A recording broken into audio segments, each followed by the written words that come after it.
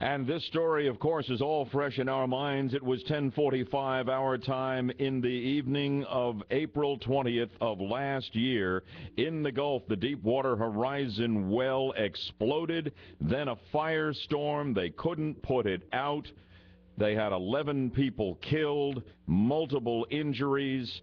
The rig broke up and sank, and the oil started gushing, and that was the 20th of April. And it was not fully capped until the 19th of September. It is, in fact, one of the top 10 stories we have ever covered in our 10 years here on 540 WFLA.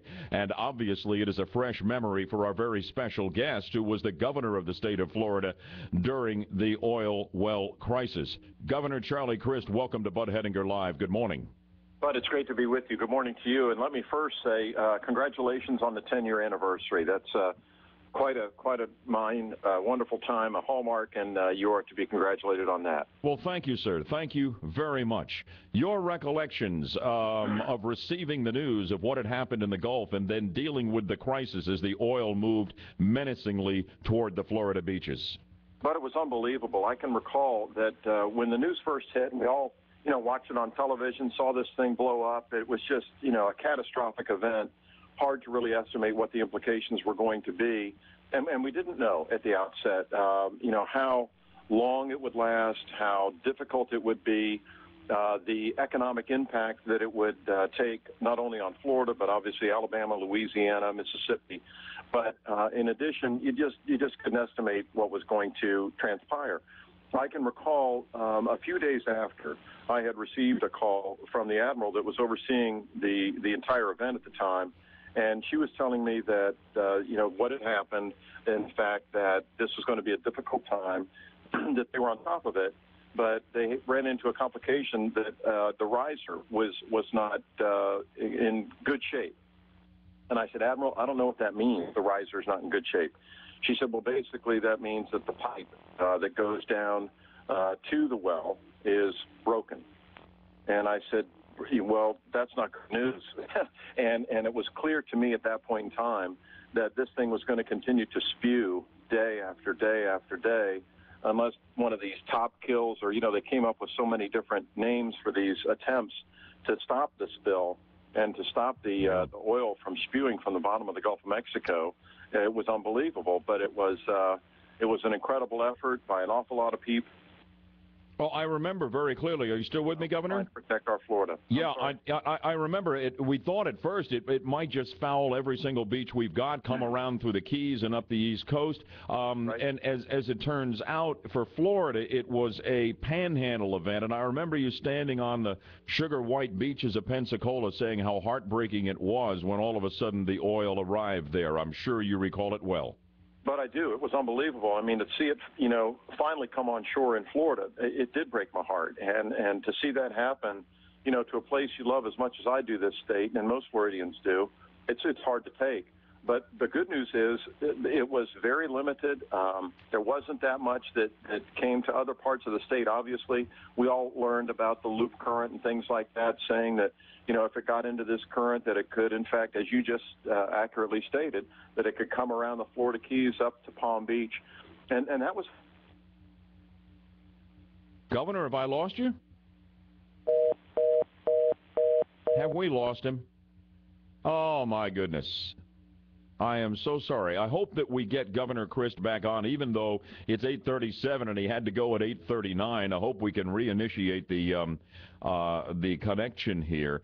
Governor Crist came in for some praise, and for a while it seemed to buoy him in the polls against Marco Rubio for his handling of the situation and for being on the job in the Panhandle. Others said he was slow on the uptake to get really involved in all of this, and ultimately, of course, Marco Rubio pulled away and won the Senate seat. The governor since then has continued to call for Florida to ban constitutionally drilling off Florida forever.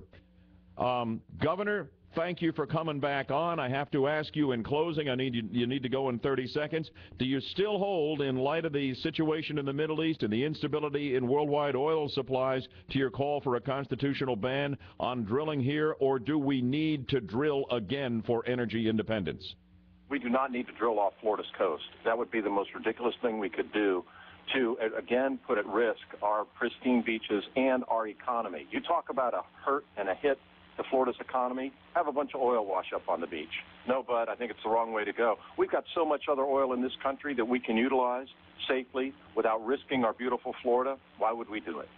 Governor Charlie Crist, thanks for coming on here and recalling one of our top 10 stories for our 10 years on the on the air at 540 WFLA. Of course, the Gulf oil disaster from 1 year ago. Thank you, sir, very much.